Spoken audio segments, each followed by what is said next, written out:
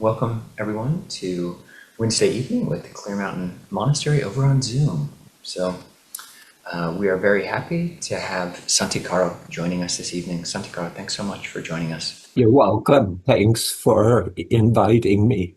It's definitely our pleasure. I'll just read a quick bio. So Santikaro Upāsaka studied with Ajahn Buddhadasa during the last 9 years of his life, became his primary translator, and continues to share his naturalist approach to Buddha-Dhamma. Ordained as a Theravada Bhikkhu in 1985, Santikaro spent most of his monastic life at Suan Mokkh in southern Thailand, Ajahn Buddhadasa's monastery. During this time, he led Dawn Kiam, a small monastic community for foreigners, and was active among socially engaged Buddhists in Asia. He returned to the US in 2000 and left monastic life in 2004 to found Kevala Retreat, then Liberation Park. He continues to teach nationally and internationally and to translate the work of his teacher. He teaches Buddhism and meditation with an emphasis on the early Pali sources, with a special fondness for mindfulness of breathing. One question, Santikaro, is your kind of path aligning with Ajahn Buddhadasa's, and you're becoming a disciple of his and working or living with him for so long as well and serving as his translator. I'm curious just if you would be able to, to prepare for that kind of convergence in the narrative. What was Ajahn Buddhadasa's role in Thai Buddhism? Like, for those who haven't heard about him, how would you characterize what part he played? Because he was quite a unique character.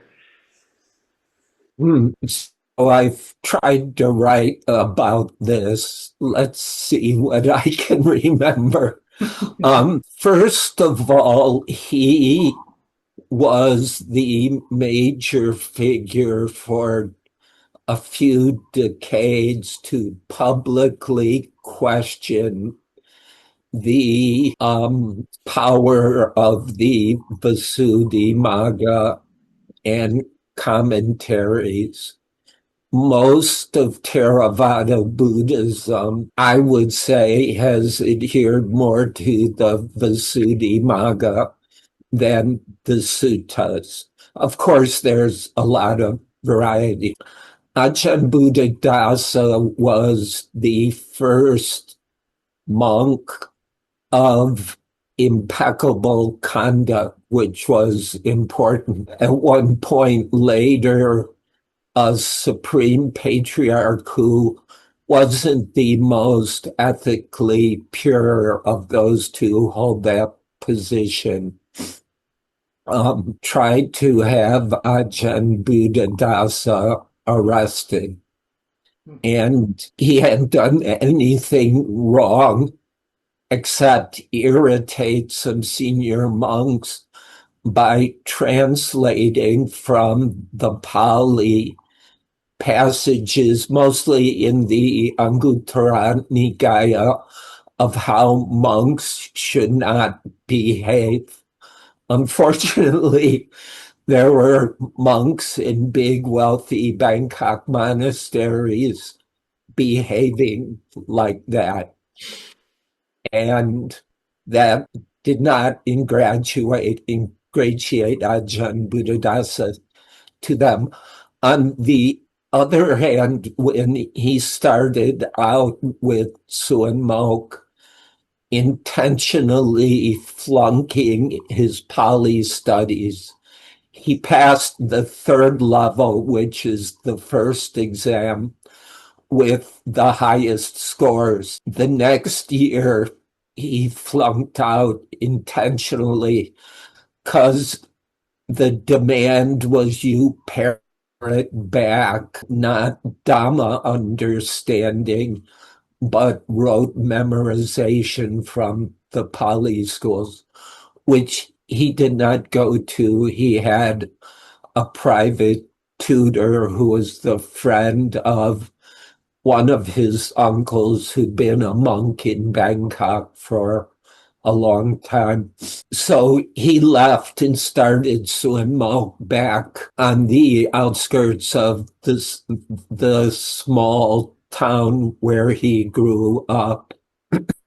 And he and his brother published a journal that's still going. And this made him known to more progressive Buddhist thinkers. And there was a Songde in the Thai monastic hierarchy. There's a Sangha Raja, ruler of the Sangha or king of the Sangha.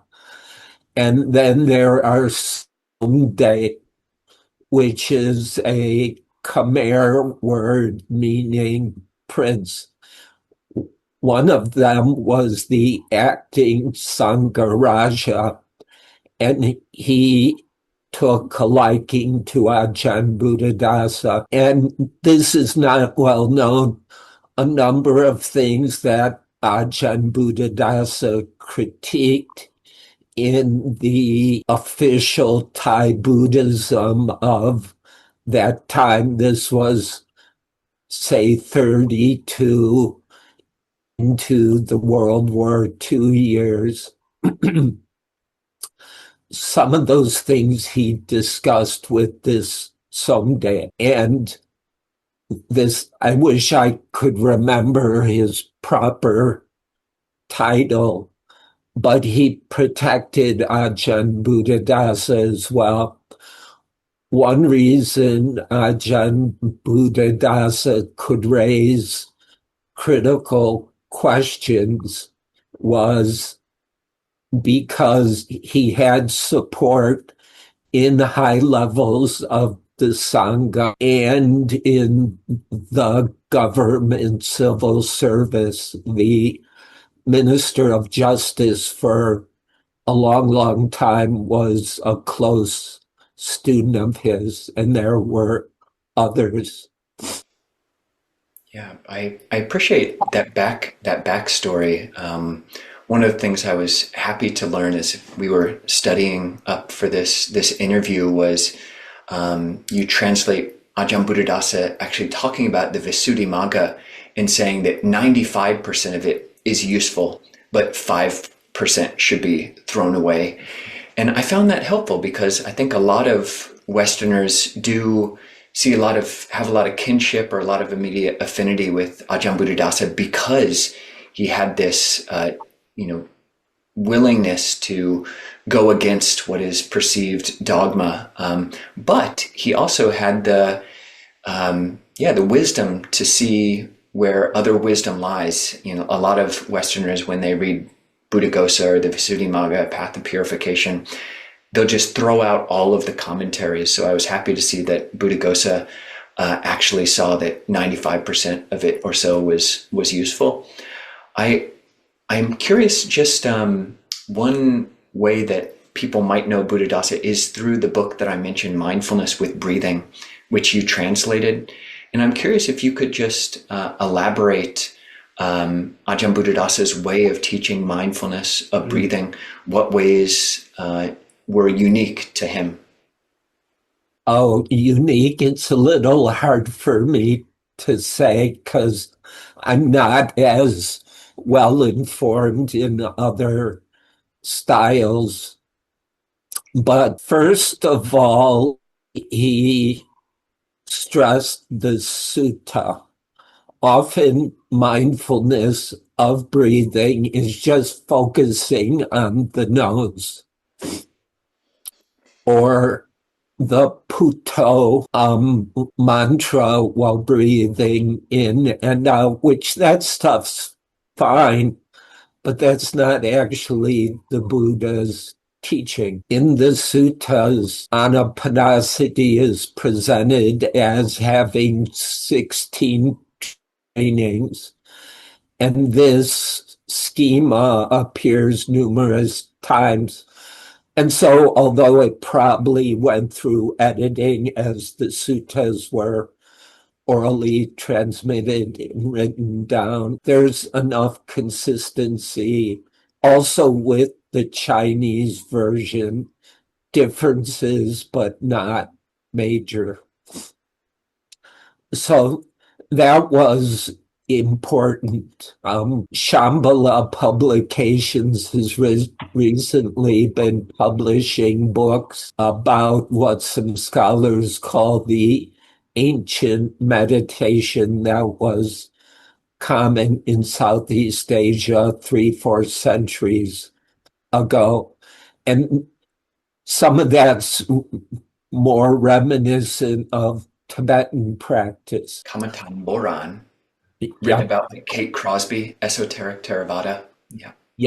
yep, and some other writers. Interesting stuff, but not always well-based in the suttas, I think, from what I've seen. Not totally somewhere else. Ajahn Buddhadasa, in many ways, not just anapanasati, but dependent core rising. The fact that sunyata is in the suttas. When Ajahn Buddhadasa in the 50s spoke more and more about sunyata, he was criticized by conservative monks for teaching Mahayana, which is embarrassing. These were senior monks who didn't even know the suttas. So anyway, back to Anapanasati. In Anapanasati, he actually drew on the Visuddhimagga quite a bit, using the schema of nimitta, the signs, the visualized or imagined signs, focusing on the nose and the understanding of jhana portrayed in the Visuddhimagga.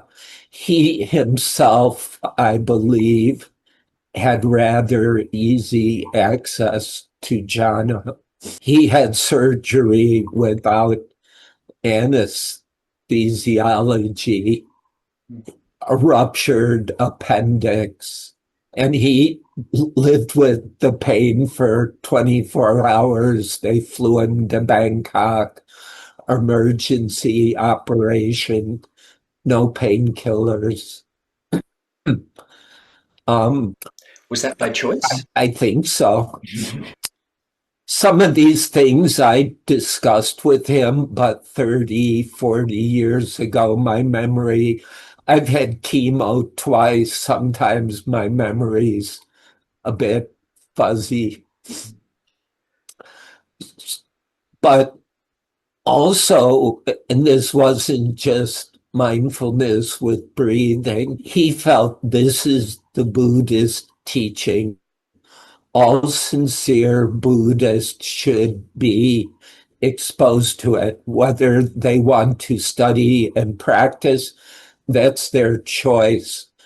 But for a long time, the monastic system, especially the hierarchy, had acted as gatekeepers, deciding what lay people should and shouldn't be taught. Anatta, that's not appropriate for lay people.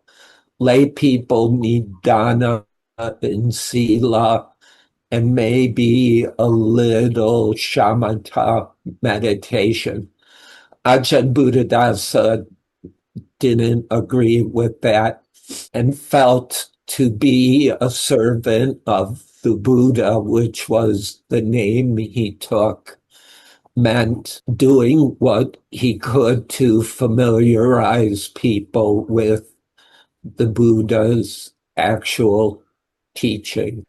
I am Santikaro Upāsaka. There's more questions I want to ask about Buddhadasa, but I also really want to honor the motion you made, which I know is relevant for many people on this call, towards your own movement through chemo and cancer.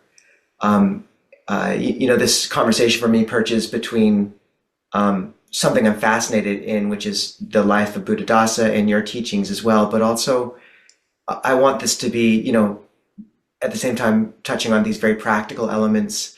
And so to take a brief moment and just, if I can ask, what dharmic, what would you call the dharma of cancer? Like, what have you kind of learned from it, and how has the dharma helped you navigate? What words would you offer to someone on this call dealing with cancer, or who a loved one who's dealing with some deep sickness?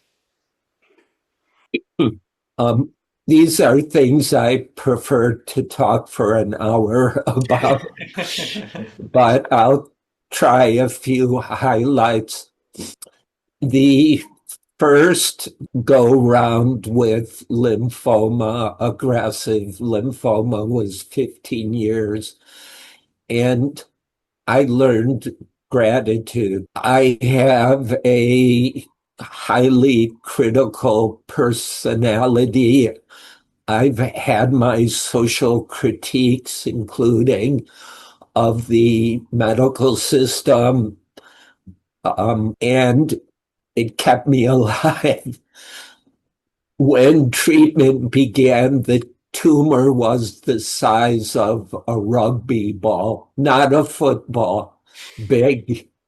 And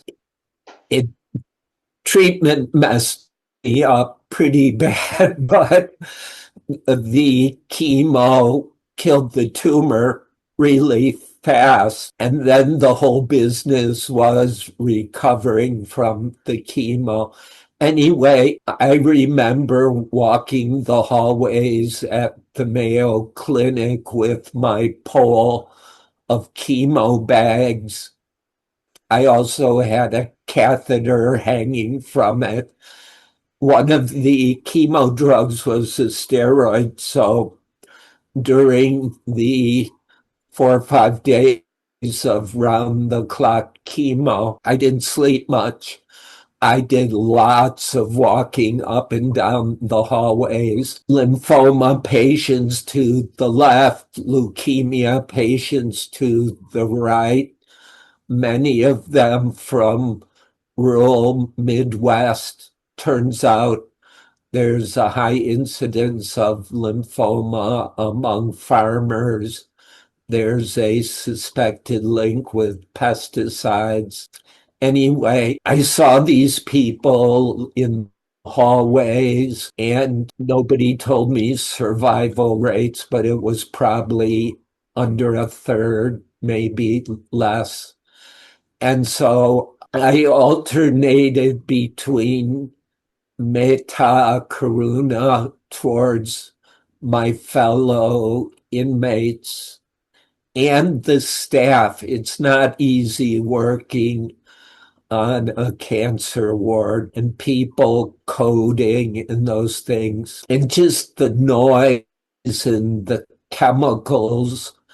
Chemo drugs are originally derived from World War I chemical weapons. It's nasty stuff, but it kept me alive. I met so many great nurses, tech people, the blood techs, the x-rays. I had so many x-rays, PET scans, this and that, and a lot of good docs. And so, plus family, friends, support. I got a ton of support from Thailand, Europe, elsewhere, and here in the States. So gratitude was a huge lesson. And I want to put a plug in for your book on the well-being cascade. I think gratitude's a great way to generate pamocha. That's a wonderful book. I keep going back to it and the teaching. So gratitude was huge. I also kept using reflections on emptiness. When one's hooked up with oxygen monitors, I had a colostomy bag coming out of my abdomen.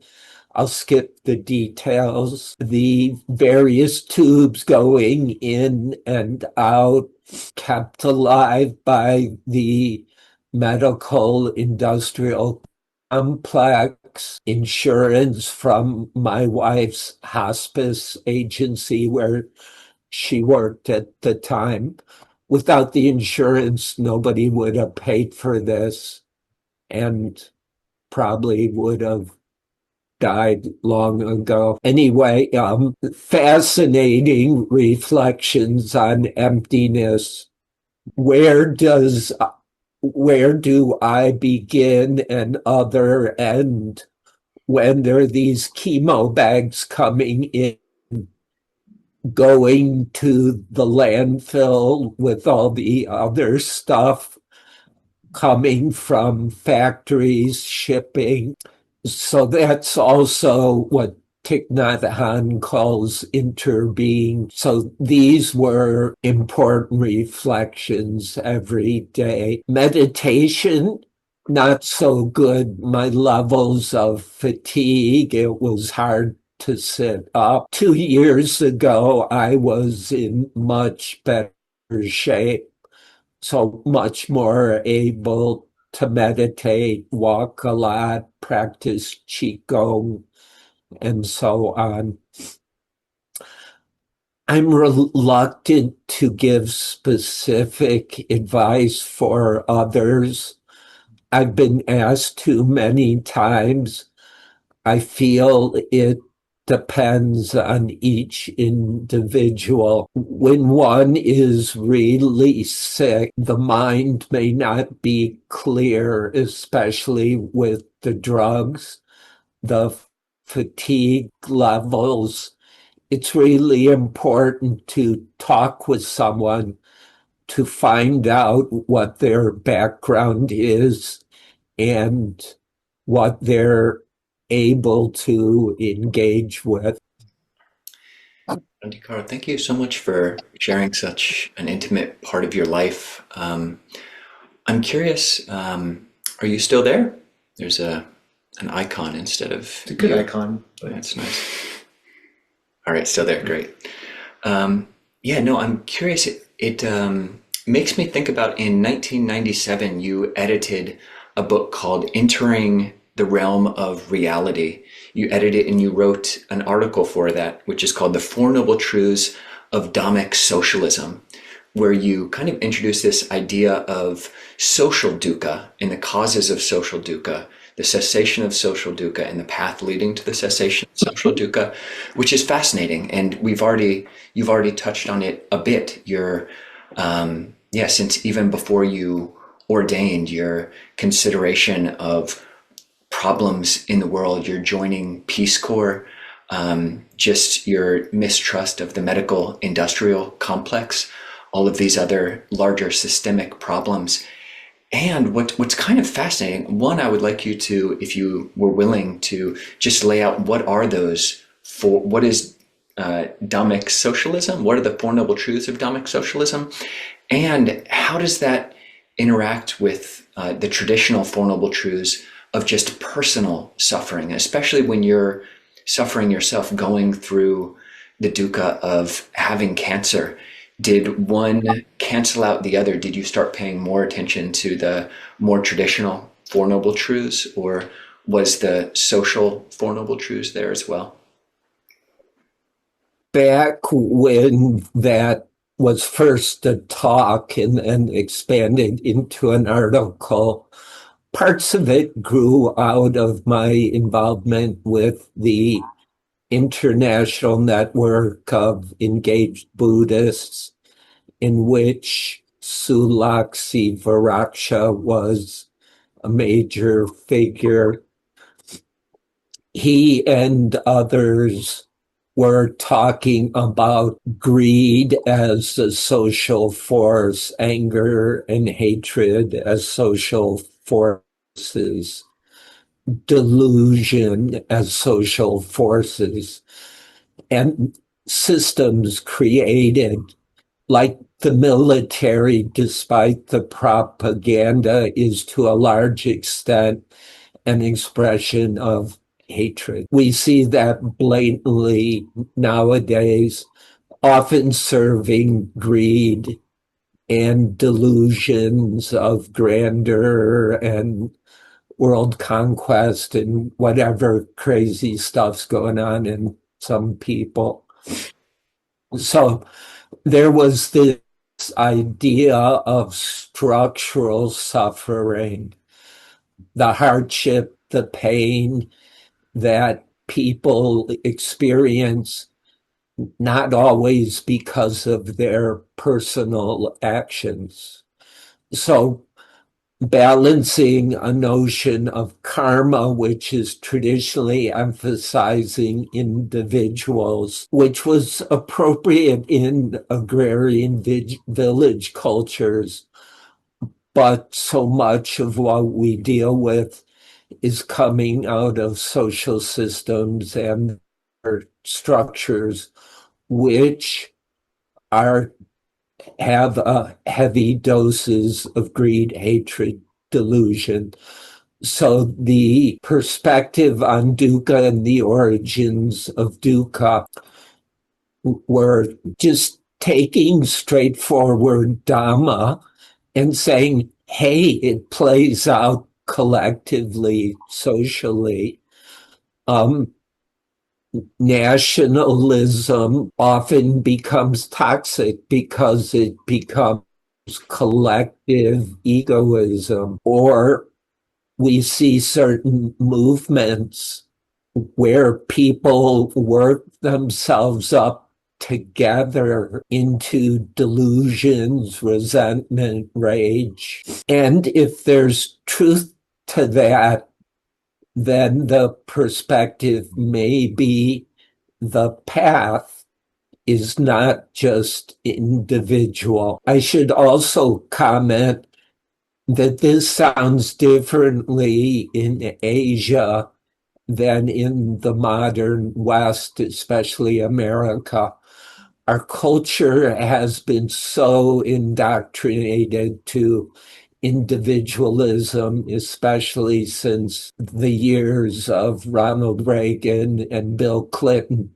It's bipartisan. It's not just one party. But in Asia, there was still memory and experience of family, community, and more collective understanding.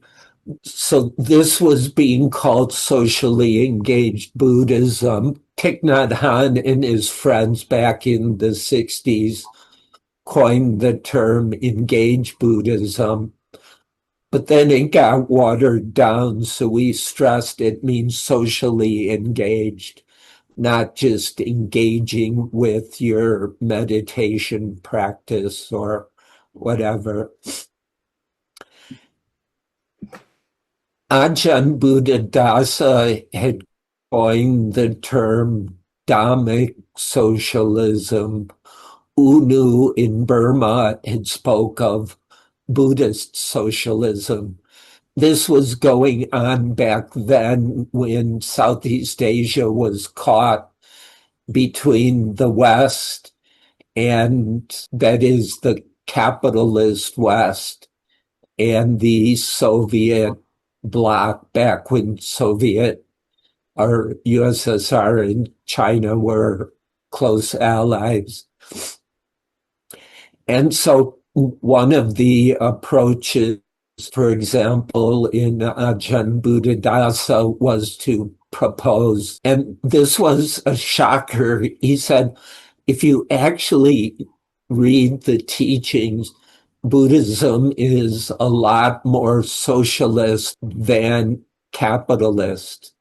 And he was not shy about saying capitalism is basically institutionalized greed and selfishness with big militaries to get what they want and education systems.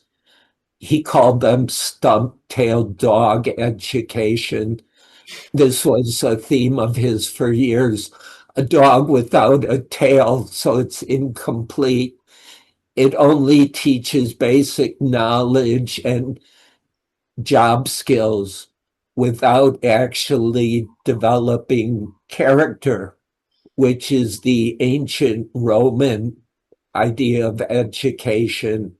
or back in the Christian Middle Ages. So he proposed not to confuse the socialism that Buddhism is close to with the materialist socialism of Lenin, Marx, and Mao.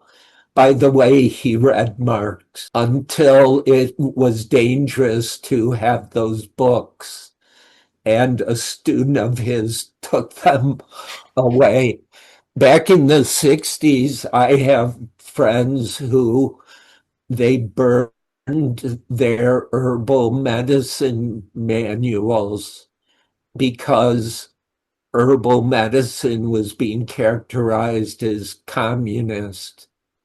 And like the word terrorist nowadays, the poor woman in Minneapolis who was shot, they immediately label her a terrorist. That was happening in Thailand, by the way, with CIA backing in the 60s. So Ajahn Buddhadasa, alone of prominent monks, they're, well, not quite alone, but most vocally proposed Buddhism is a socialism based in Dhamma, a middle way between these two materialisms, capitalism and Russian or US Soviet style communism. So that's where the socialism came through. And as I was thinking about this, how can we apply the Noble Eightfold Path to weakening, dismantling the systems of greed, of anger, confusion, pride, and such, fear? The insurance industry is institutionalized fear. We don't take care of people. We make money from it by encouraging fear. So some kind of path that can work together with a personal version of path. And so I thought about it. There would be things like right leadership.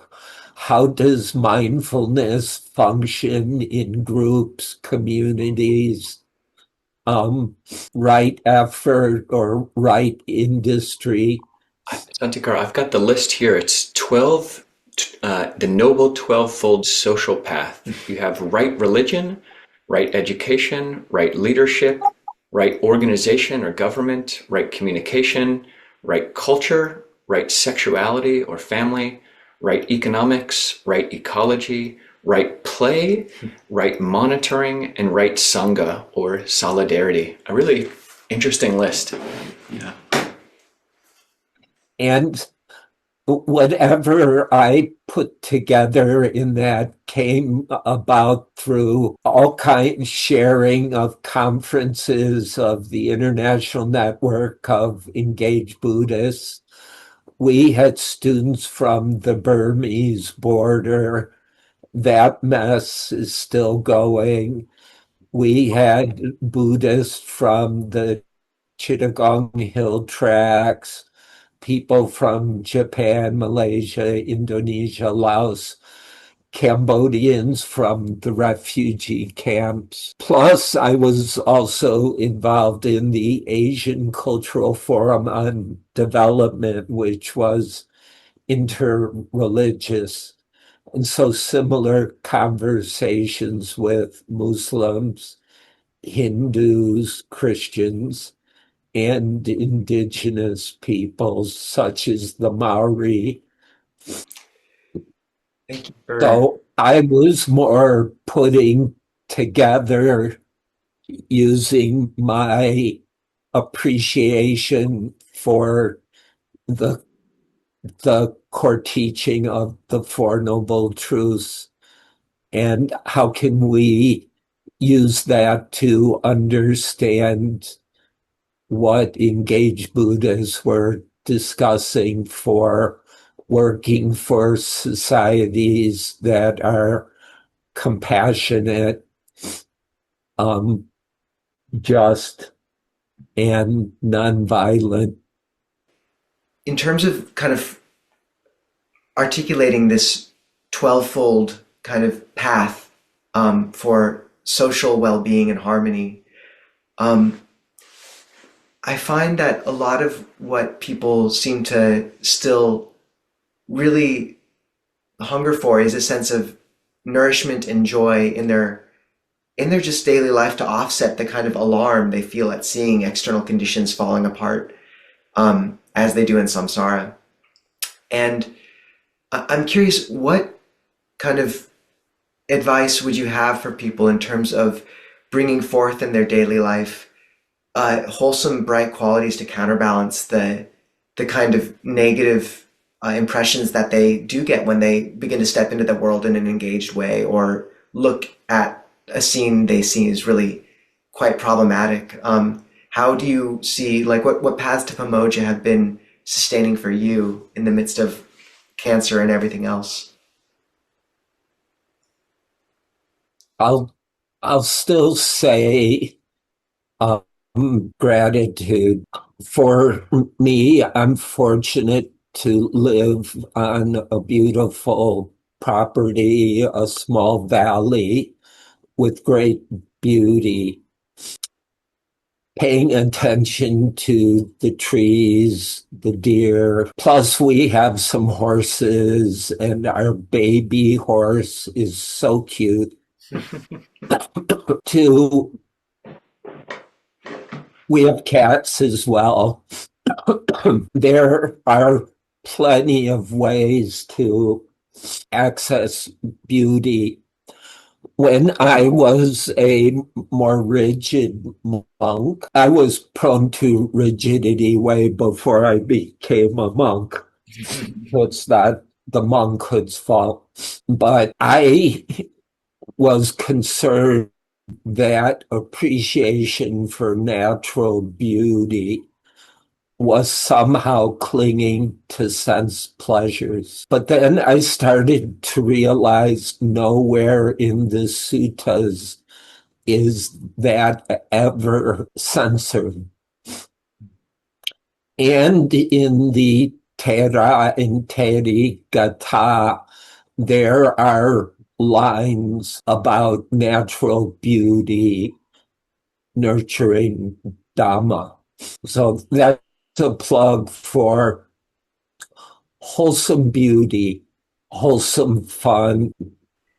On that note, Santikaro, a twofold question. One is, would you categorize that at all under the heading of mudita? And the second, and this relates to one in the chat, is someone asked, did you feel the reflections on emptiness helped the emergence of gratitude for you? So yeah, wondering if that natural beauty falls for you adjacent to mudita at all, and in terms of bringing forth gratitude, was the reflections of emptiness a doorway at all? Mm-hmm. Yeah, for some reason, I don't think of mudita so much, so it hadn't occurred to me. I'll think about it. I'm pretty sure the emptiness reflections and gratitude were mutually supportive. I can't say which came first, but practice is like that, cultivating a number of things as able, and if they're wholesome, it's mutually supportive, because deep down, it's not I who practices, it's wholesome qualities that practice mindfulness, honesty, sincerity, and so forth. Santikaro, just to go back a little bit to that list of Four Noble Social Truths, or Four Truths of Dhammic Socialism. I find it very interesting, and I find your elaboration of it, that the pattern of craving on an individual level leads to suffering, just as the pattern of craving and anger and delusion on a societal level lead to societal craving. And this ties into a question. When I first saw the elaboration, I was a little bit worried. Like, I think there is a way that people can take social dukkha as to be the cause of my dukkha. So like someone could say, the cause of my dukkha is social oppression. The cause of my dukkha is societal discrimination. And there's absolutely truth to that.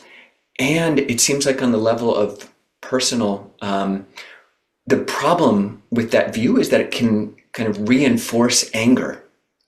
And the question in the chat was, how does one engage with socially engaged Buddhism while avoiding anger?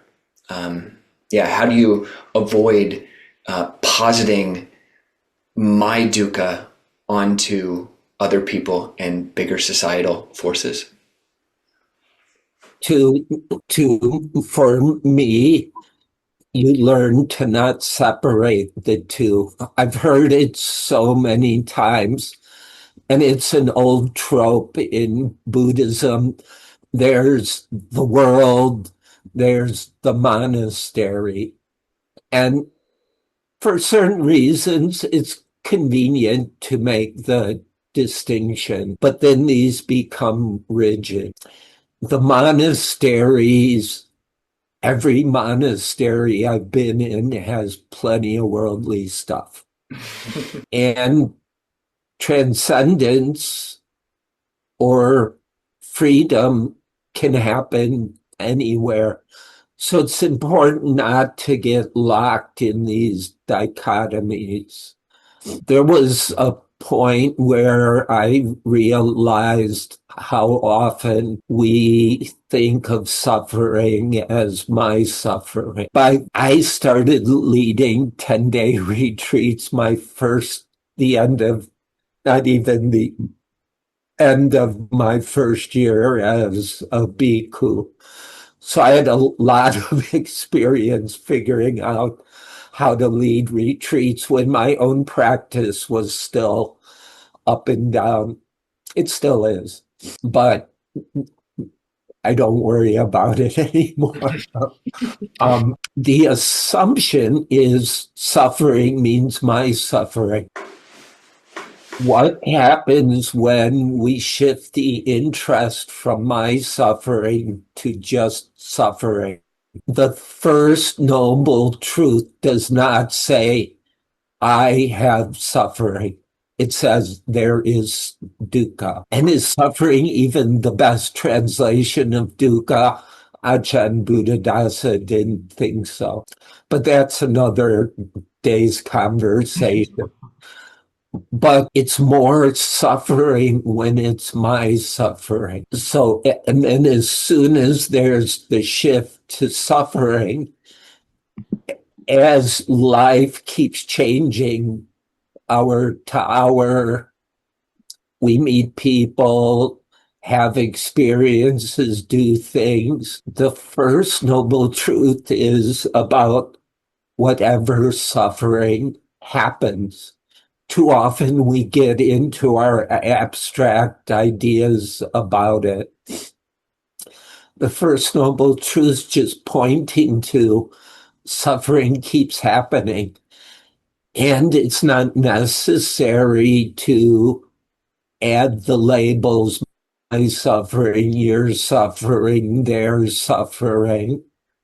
Their suffering becomes pity, the near enemy of compassion. So to just address suffering helps us not take it so personally and have healthier compassion from suffering in others. And I should say that especially the last couple years, coming to terms with what's gone on in Gaza, and our governments fully supporting that. I still think that we cannot end other people's suffering.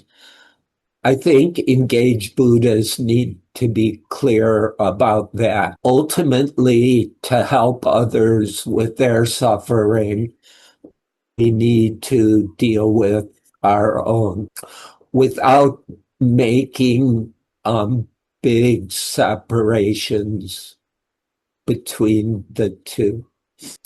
But I don't actually believe that the world or samsara is, I don't see it happening in the near future, that it will be without suffering.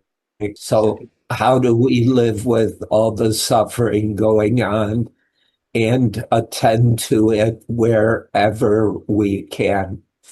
Santikaro, it's such a compassionate way of looking at things, and I don't know why I've never thought of the lack of I guess the lack of a pronoun owner in the Four Noble Truths makes intuitive sense, but I've never singled it out in that way. And it echoes so well in the Satipatthana Sutta. The Buddha saying one pays attention, internally, externally, and both, and then coming to this place of kind of clarity.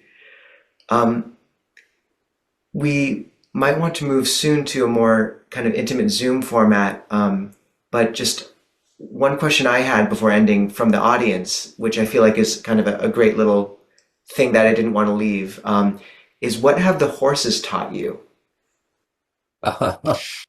This year, be careful.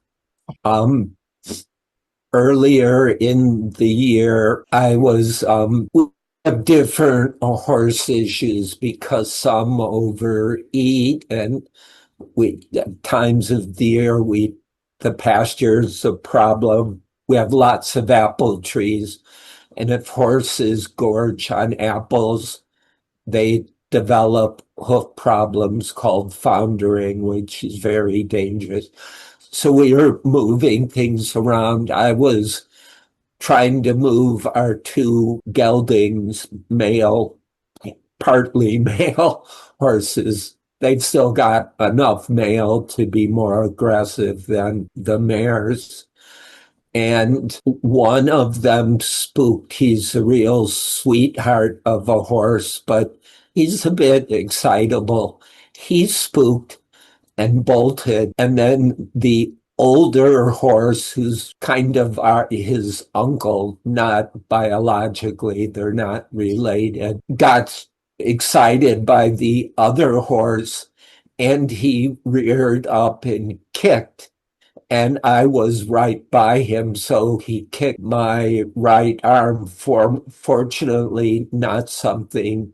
Anyway, I'm still working on massage to fix that arm. And so now the horses are reminding me they're sweet, they're incredibly sensitive and lovable. So that comes easy, yet they're powerful and they frighten easily. They're prey animals. They're not predators like humans.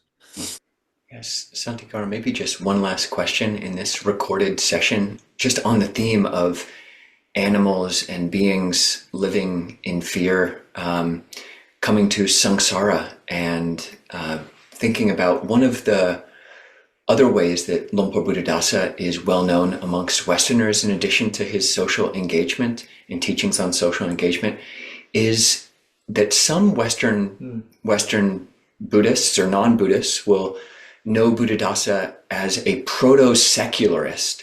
They will have maybe heard partial translations of him and will come away that Ajahn Buddhadasa rejected that there was any life before this life and any life after this life, that there's no ontological truth to samsara of beings being born as a horse one life, and there's a human, and there's a ghost, and there's a hell being, and there's an angel, or whatever it is.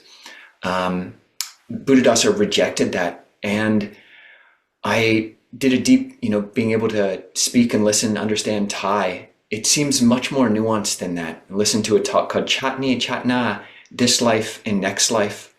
And it seems that he would point out that people that are putting too much emphasis on a belief in really an unprovable belief in a next life, he would call them kongo. They're stupid, they're foolish to believe that. But it was more of a device. It was a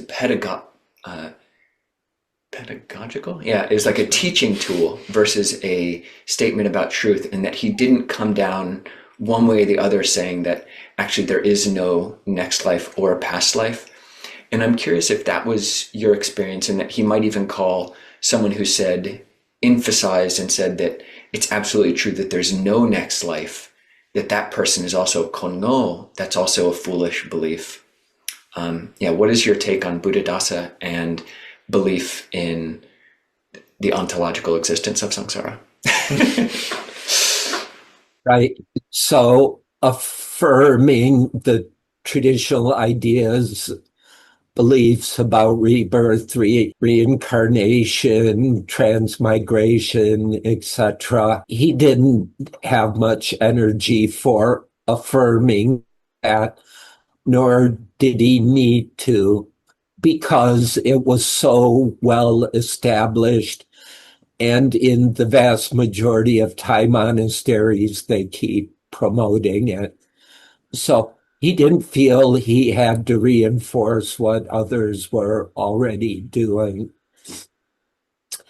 He did feel that it was, by the way, the use of the word no in Southern Thai is not as rude as it is in the rest of the country. No. For a long time, I translated it as stupid, but it's too harsh, I think, for American ears. I think I heard this from Ajahn Chayasaro, that foolish is better. So in recent translations, I go that way. But it's part of Southern culture and part of his personality to be blunt and strong, to make an impact. And he felt it was unfortunate that so many Thai Buddhists were more interested in the future live stuff than their day-to-day practice, which is to get things backwards. So he was trying to challenge that. There were periods where I was sick and tired of the rebirth stuff. I had studied Christianity and some Islam in college. I knew other religions had their versions. The idea that some Buddhists have that they've got this special teaching, it's all over the world in different forms. Anyway, not so much anymore, but there were times I'd get annoyed. One day, I went to see Ajahn Buddhadasa. 5 p.m. was my time to go ask questions if he was healthy and free. Sometimes someone would be talking with him, so I would just sit to the side. He knew I was there and listen. One time, a professor from one of the big Bangkok universities, I think one of the main two, had all kinds of sincere questions about rebirth, and he very kindly tried to explain it to her. And she was happy. She left. I went up to him. What was that? And he just smiled. I got a number. I I was given other lessons like that where he would just wink at me or laugh, chuckle. He didn't laugh out loudly, but he would chuckle. Basically, kindness and compassion in the moment are more important than views. Santikaro, I feel like you've modeled that for us today. Just we've asked you questions from pretty much every angle, from horses to socially engaged Buddhism, and then saṃsāra. Buddhadasa samsāra as well, rebirth, and but not sappurisa yet. yeah, we missed the one. Should we give you that one before we wrap up, Santikaro? You said you'd like to talk about it, and it's a fascinating term. Yeah, I feel that Buddhists have these role models that are pretty idealistic for most of us, even the monks and nuns.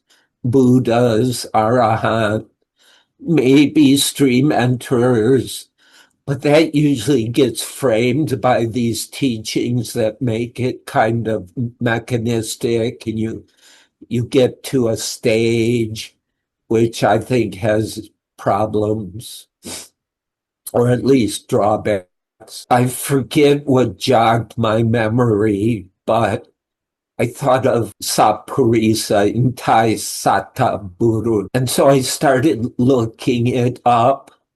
There are important suttas where in the graduated training, the Buddha speaks of someone who shows respect for the noble ones, listens to the Dhamma of the noble ones, the Aryas, has respect for sappurisa, listens to the Dhamma of the sappurisa. So I always kind of thought sappurisa was roughly equivalent to Arya. But I searched around and it's mixed in the suttas.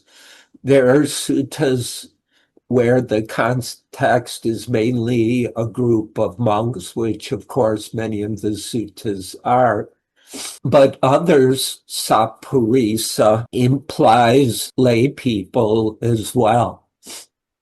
And so I started thinking, and then Venerable Tanisaro translates it as persons of character, of integrity, which I quite like. It literally means two true persons, but persons of integrity, character, good, decent, solid people. And I looked around at what's going on in this country and thought, this is what I need. And there's a sutta, I think it's MN 113, where the Buddha asked the monks, I'll paraphrase, I'll summarize, can a person of no integrity, of poor character, tell who has integrity and who doesn't? And they said, no, the Buddha agreed. You have to be a person of integrity, decency, honesty, and character to know who has integrity and who doesn't, which makes sense when our president speaks about people at a racist, anti-Semitic rally of they're good people too. That's not a Buddhist understanding of what it means to be a good person. So I thought that was fascinating. This is one of my perspectives on the current situation. As a country, we're in this mess because there aren't enough people of integrity and good character running things, companies, universities, government. there are some, maybe many. And one reason people of little or no integrity have accumulated so much power is because too many of us are confused about what is good character, what makes a good person. Being filthy rich, running an AI company, is that what makes us good people? It seems many people think so. So I'm advocating that in Buddhism, we really need to emphasize, not at the expense of Four Noble Truths, anatta, Noble Eightfold Path, but you can't follow the Noble Eightfold Path without being a person of integrity. It includes the Sila teachings, the Metta, it's not Metta, by the way, Metta and Karuna teachings, right speech, etc., etc. So I'm asking the Venerables and everyone else to really promote understanding of what it is to be people of integrity.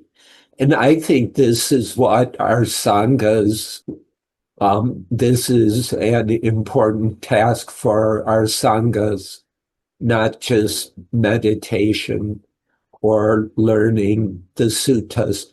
Two things I value a lot, but it takes people of integrity to develop a mature meditation practice. I so appreciate you singling out that term. You're right. The other terms, the different levels of enlightened beings, and arhants, or these almost mythological figures, can seem really far out of reach. But the Buddhist, that term sappurisa, a true person, person of integrity, the Buddha just speaks about it in such detail. Like a sappurisa, speaks in praise of themselves only a little bit, whereas they kind of will praise another's good qualities. They give in a way that's, respectful and what's valuable and with their own hand. I mean, there's so many ways that the Buddha frames that term, and it's so much, it's so accessible. Thank you for emphasizing it. I haven't heard it spoken about almost ever. And I was a little, when you said that was one of the terms you'd like to talk about in this interview, I've just never heard anyone else single it out like that. And I think you're right. It's such an accessible and meaningful word. So thank you, Santikaro, for that and for this whole conversation. And I think we owe you for bringing us Buddhadasa's teachings and also your own. It's been a real pleasure to dive into those and to hear more of your conversation. We hope you join us again. And maybe next time you're on the West Coast, you can come visit us at Clear Mountain. I know you were just at Cloud Mountain last week, so we're another mountain and we're nearby. Not too far away. Yeah. So I hope so. It'd be nice to visit.